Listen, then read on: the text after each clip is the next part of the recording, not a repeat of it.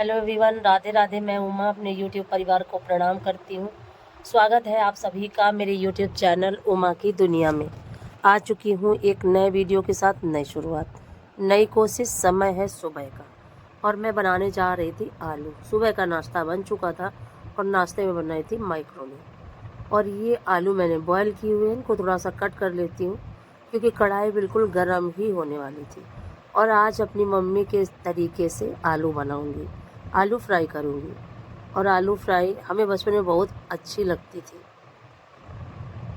और मेरे भाई को तो बहुत ही ज़्यादा ये फ्राइड आलू पसंद थे और मेरे बच्चों को भी पसंद है। तो जब मम्मी बनाया करती थी तो इस सीज़न में क्या किया करती थी मम्मी कि इसमें आम को, कच्चे आम को पीस के डाल दिया करती थी। तो वो चटपटी और खट्टी आलू इतनी अच्छी लगा करती थी कि मुझे वही बचपन की याद आई और मैंने सोचा कि लाओ उसी तरह से मैं बनाती हूँ। तो सिंपल जीरा, हींग, हल्दी पाउडर, लाल मिर्च पाउडर डाल दिया था और उसके बाद इसको इस तरह से करछुल से मैश करना होता है। इस तरह से इसको बिल्कुल छोटे छोटे टुकड़ों में डिवाइड कर देना होता है आलू को। कट तो मैंने बड़ी बड़ी करी थी, देखिए इस तरह से मिक्स कर करके और बिल्कुल इस रूप में इसको ले आई थी। और इसी करछुल से, और यही इन आलूओं को टेस्टी बनाने का सबसे अच्छा तरीका है क्योंकि ये इसके जितने छोटे टुकड़े होते चले जाएंगे उतना ही अच्छे से ये फ्राई होती चली जाएंगी। और देखिए फिर फाइनली ये बन चुके थे आलू। और अब बारी थी, इस समय मैं सुबह टाइम डेली ही जूस बनाती हूँ, चाहे लौकी का बनाऊँ या पालक का बनाऊँ। तो आज बनाया था लौकी का जूस क्योंकि पालक थी नहीं। तो उसमें देखिए वही लौकी जो जूस से निकली हुई थी उसको मैंने ये कभी कभी रायता बना के रख देती हूँ, कभी गाय को डाल देती हूँ। आज मेरा मन हुआ कि इसका हलवा जैसा बनाती हूँ। तो डाला था 2 चम्मच, 1 कटोरी ये लौकी थी, इसमें मैंने 2 चम्मच घी डाला और खूब अच्छे से इसको ऐसे ही फ्राई करती हूँ। और फिर जब थोड़ा सा फ्राई हुआ उसमें डाल दी शक्कर। शक्कर आप अपने टेस्ट के हिसाब से डाल दीजिए, आपको जिस तरह से भी पसंद हो। मुझे तो थोड़ा सा मीठा खाना पसंद है। और फिर उसके बाद मेरे पास थोड़ा सा मावा रखा हुआ था, मावा डाल दिया। मावा आपका मन हो तो डालिए, नहीं हो आपके पास मत डालिए। और इसमें जो टेस्ट आएगा, आप घी से लौकी को बहुत अच्छी तरह से फ्राई करिए, वही टेस्ट बहुत अच्छा लगता है, मावा पड़ा हो या ना पड़ा हो। और उसके बाद देखिए ये हलवा बनके तैयार हो चुका था। और इधर बच्चे आज लगे थे सफाई में, बड़े वाले कूलर की सफाई करी थी, निकाल के छोटे वाला कूलर भी रखा था लेकिन फिर नहीं कर पाए क्योंकि यही साफ़ करते करते बहुत सारा समय लगा और बहुत ज़्यादा गंदा हो गया था और थोड़ा सा पेंट वगैरह भी निकल गया था जंग। और देखिए इतनी मिट्टी कूलर के अंदर से निकली है और 2 से ढाई घंटे का समय लगा तब जाके।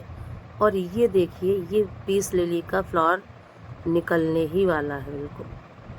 और थोड़ा सा मुझसे गलती हो गई, ये धूप में रखा रहा, इसकी वजह से ये इसकी जो पत्तियां हैं वो जल गई।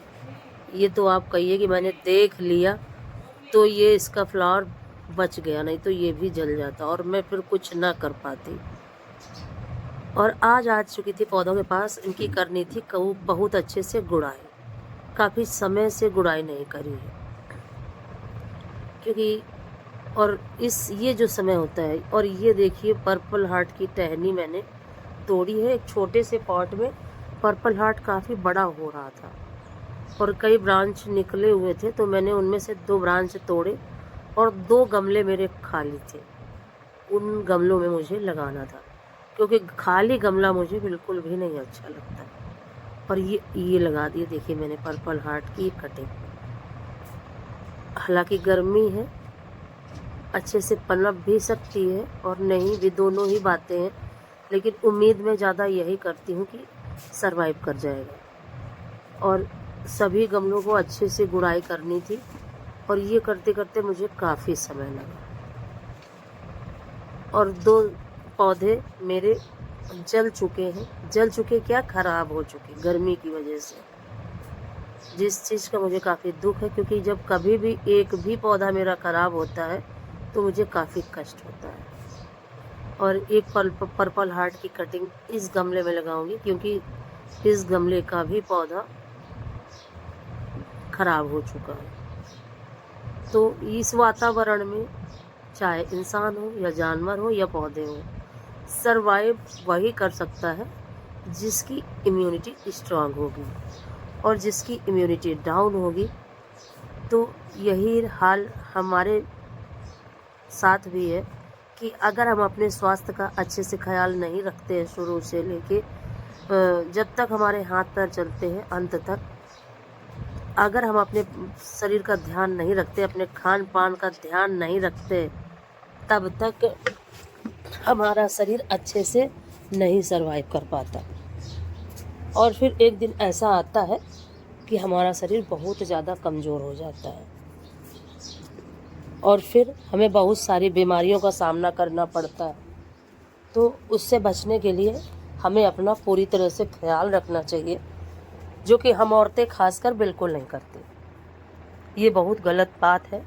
और वही चीज़ पौधों में भी है कि अगर जो पौधा थोड़ा सा धूप, थोड़ी सी छाया ये बर्दाश्त नहीं कर पा रहा है, फिर वो अच्छे से सरवाइव नहीं कर पाता। और वही चीज़ जानवरों में भी है। तो कुल मिला के हमको हमारे समाज के, हमारे वातावरण के, आज के जो भी स्थितियाँ परिस्थितियाँ उनके अनुकूल ही हमें अपने आप को बनाना चाहिए। और सारे पौधे जिस तरह से प्रदूषण फैलता जा रहा है, जिस तरह से स्थितियाँ परिस्थितियाँ बदलती जा रही, क्योंकि दिन प्रतिदिन वातावरण में सभी चीज़ें जहरीली होती जा रही हैं, तो जो पौधे अपने आप को उस वातावरण में सरवाइव कर पा रहे हैं वो काफ़ी अच्छी ग्रोथ के साथ आगे बढ़ते हैं, और जो नहीं कर पाते वही ख़त्म हो जाते हैं। और उसी तरह से हम लोग भी हैं कि बहुत सारी बीमारियां आ रही हैं हमारे समाज में, और जो जिनका शरीर उन बीमारियों से लड़ पा रहा है तो वो आज जिंदा है, और जो नहीं लड़ पाता वो चला जाता है संसार से। तो कुल मिला के अपनी इम्यूनिटी को, अपने आप को, और इम्यूनिटी से ज़्यादा जो चीज़ें काम करती हैं, ये मेरा मानना है कि हमारे मन को कभी कमज़ोर नहीं होना चाहिए। ये मैं सोचा करती हूँ कि अगर, और क्योंकि बड़े बुजुर्गों ने के मुँह से हमने ये सुना है कि मन के हारे हार है, मन के जीते जीत। मेरे पापा हमेशा यही कहा करते थे कि मन के हारे हार है और मन के जीते जीत।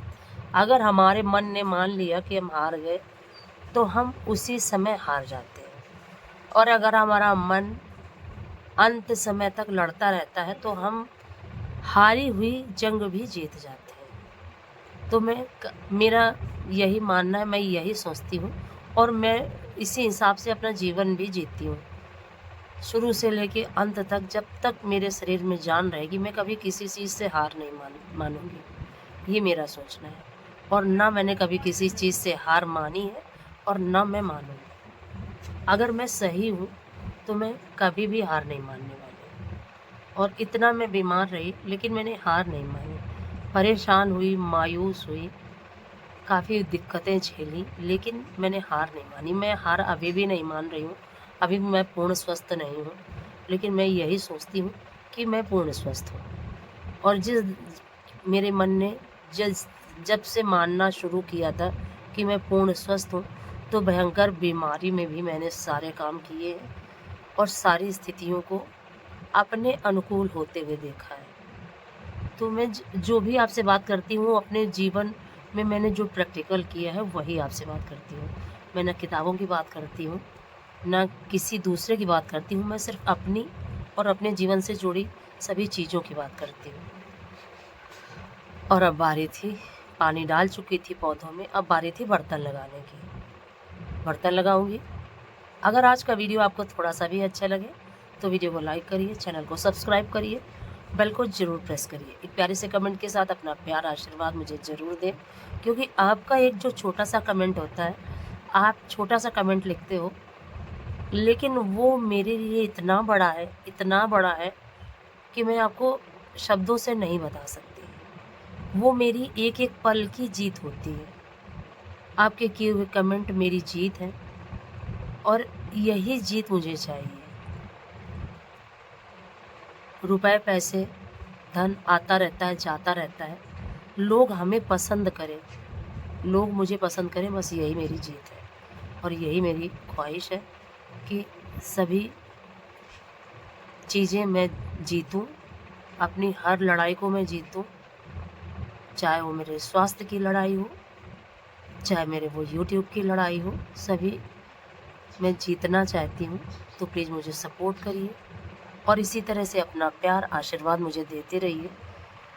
आपके एक कमेंट से मुझे बहुत ज़्यादा सहयोग मिलता है, मानसिक सपोर्ट मिलता है और आपका एक कमेंट होता है, आप छोटा-सा एक कमेंट लिख देते हो, आपका कुछ भी नहीं जाता है। लेकिन मुझे जो मिलता है, जो खुशी मिलती है, वो मैं आपको बता नहीं सकती।